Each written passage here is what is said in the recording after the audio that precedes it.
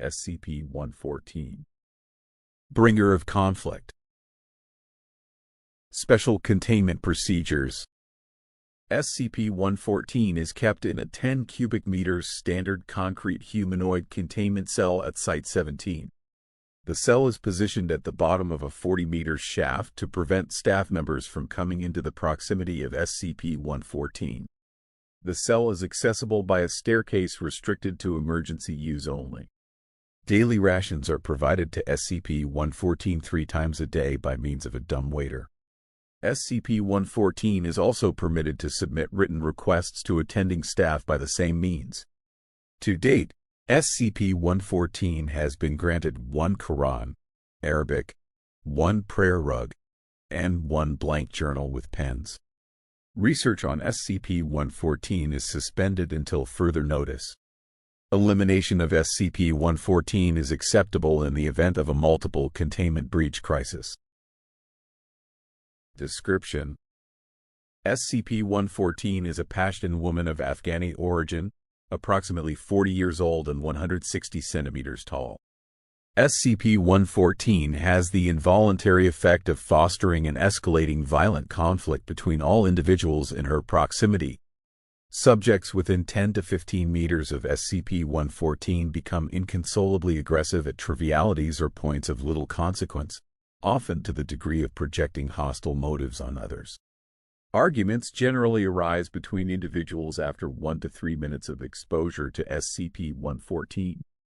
The resulting arguments turn to violence in all cases.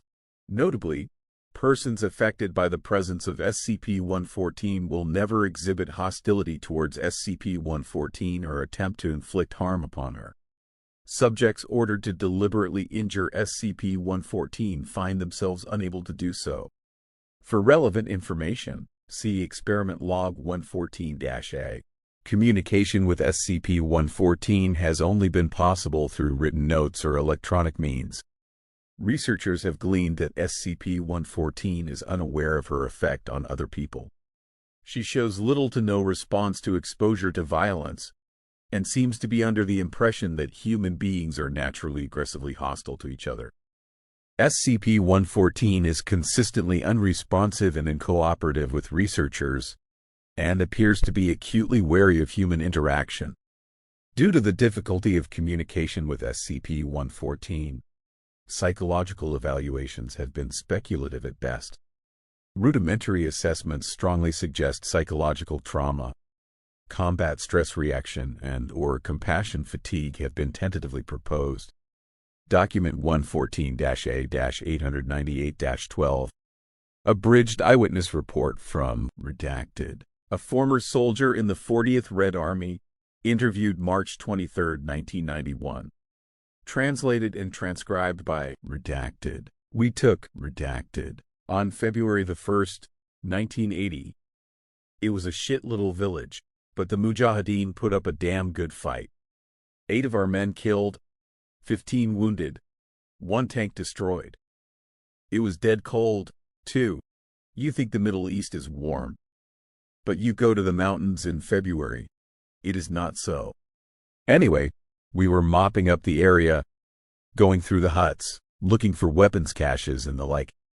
It seemed like every doorstep had some old babushka weeping and tearing at her hair and clutching our knees. But at the end of the street was this one big hut. No babushka outside.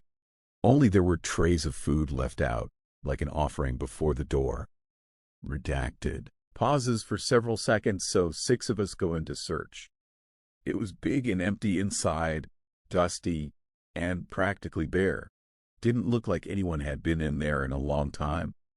But soon, we hear this soft whimpering, though, and look, over in the corner there's a little girl, must be 8 or 9, curled up and all alone.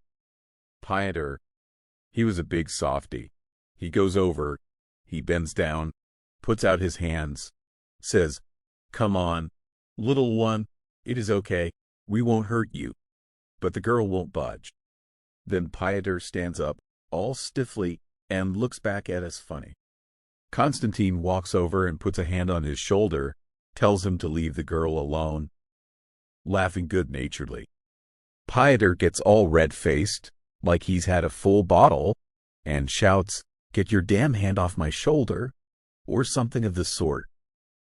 He looks like a wild animal. We are all in surprise. And suddenly they are on the ground, and he's bashing Constantine's face in with the butt of his rifle, screaming. It took 3 of us to pull him off, and by then Constantine was dead. Experiment log 114-A. Experiments were performed between redacted and redacted. SCP-114 was placed in a test room with distancing protocols similar to her containment cell. Attending researchers observed through remote electronic means.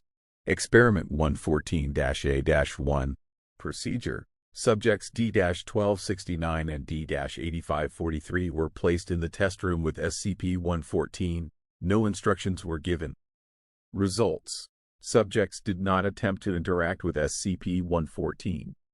After 75 seconds of exposure, D-8543 verbally requested a cigarette from D-1269. D-1269 responded with negative.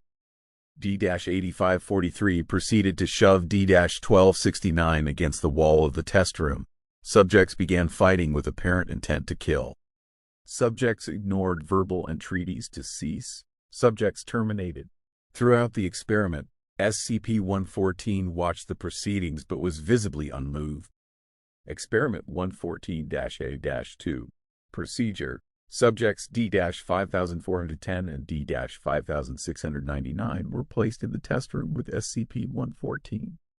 A plastic screen was placed across the length of the test room so that subjects were unaware of the presence of SCP-114.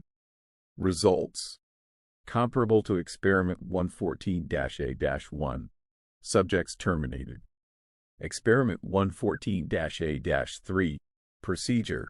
Subject D-1002 was given a carving knife, stainless steel, 15 centimeters. Subject was placed in the test room with SCP-114 with orders to kill her. Results. D-1002 immediately rushed at SCP-114. SCP-114 recoiled, screaming. D-1002 stopped abruptly at approximately half a meter from SCP-114 and dropped the knife. D-1002 stood still for 4 minutes, growing visibly agitated.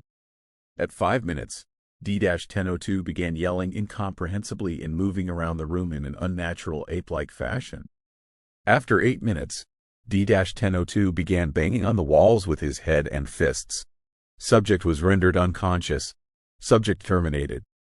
Experiment 114-A-4. Procedure. Subject D-4343 was placed in the test room with SCP-114 with orders to remain still. After 4 minutes, subject was forcibly removed from the room by robotic means. Results. Subject showed signs of aggression and agitation comparable to Experiment 114-A-3. Heart rate was recorded at 210 BPM. Blood tests revealed levels of cortisol and adrenaline impossible without the application of drugs. Subject returned to a normal physical and mental state after approximately 15 hours. Experiment 114-A-5. Procedure. Subject D-7258, a native Afghan, was administered a dilute mixture of mild sedatives, antidepressants, tetrahydrocannabinol, alpha blockers, and beta blockers intravenously. Subject was placed in the test room with SCP-114 and ordered to attempt normal conversation. Results. D-7258 addressed SCP-114. SCP-114 maintained eye contact with D-7258, but did not respond. After 45 seconds, D-7258 began shivering and shouting. At 1.5 minutes after exposure, D-7258 fell to the floor in convulsions. Subject expired after 3 minutes. Autopsy of the cadaver revealed massive cerebral hemorrhage. Thanks for watching. Please like, share and comment. Subscribe and click the bell icon.